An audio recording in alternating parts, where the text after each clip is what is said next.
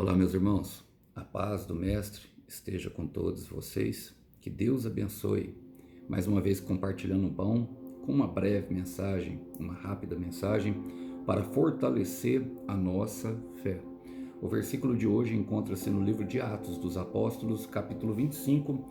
Quero ler com vocês o verso 26, que a palavra do Senhor Deus diz o seguinte: Não sei, porém, o que escrever o imperador, pois não há nenhuma acusação clara contra ele. Por isso, eu os trouxe hoje diante dos senhores, especialmente do rei Agripa, para que depois de o interrogarmos, eu tenha algo para escrever. Glória a Deus.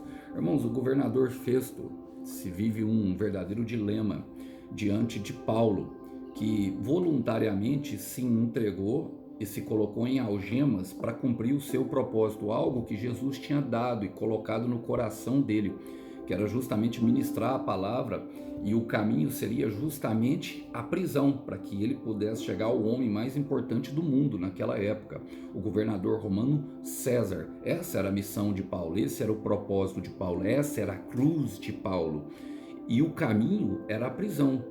Deus se valeu das coisas ruins justamente para que Paulo viesse a cumprir o seu propósito. E diante dele estavam ali homens importantes, como Festo e governador, que ouviram a sua história, queriam ouvir para poder entender.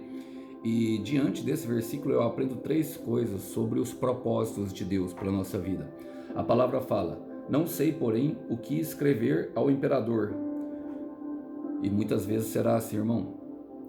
No caminho do propósito, as pessoas não entenderão, ficarão perplexas. Os planos de Deus, muitas vezes nós não entendemos agora, só entendemos lá na frente. Jesus vai dizer aos discípulos, depois de lavar os pés, em João 13:7, o que eu faço agora vocês não entendem, mas entenderão depois. E os planos de Deus muitas vezes traz isso ao nosso coração e das pessoas que estão ao nosso redor. Perplexidade, não entenderão. E muitas vezes será necessário caminhar sem entender. Muitas vezes será necessário fechar o ouvido para o que os outros pensam a respeito do propósito. Muitas vezes será necessário e vai nos bastar apenas a confiança em Deus, de que a sua vontade ela é boa, perfeita e agradável. Mas há alguns benefícios, porque a palavra fala, pois não há nenhuma acusação clara contra ele. Irmão, ninguém pode intentar acusações contra os escolhidos de Deus, porque é Deus que os justifica.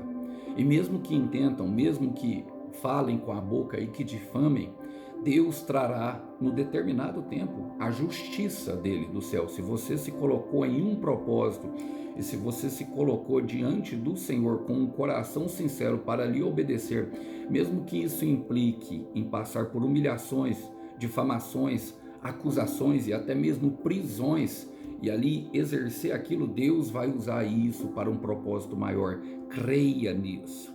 Creia que Deus está no controle e Ele não perdeu o controle da sua vida, mesmo que algo ruim aparentemente nos aconteça.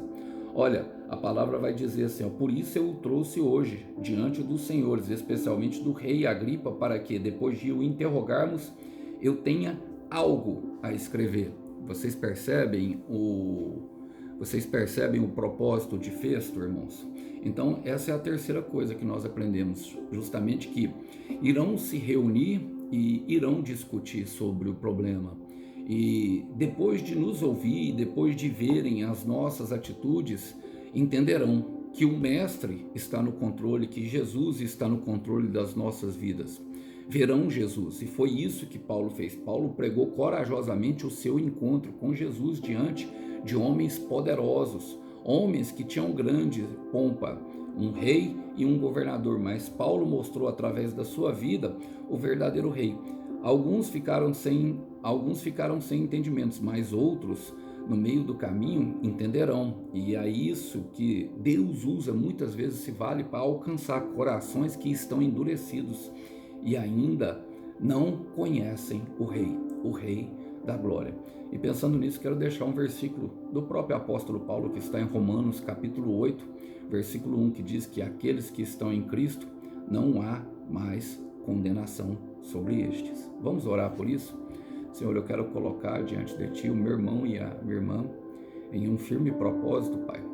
O propósito de agradar ao Senhor com os nossos passos de fé, mesmo que para isso venhamos a nos colocar em um terreno que tira totalmente o nosso conforto e aparentemente ao olhar humano não seja o caminho certo.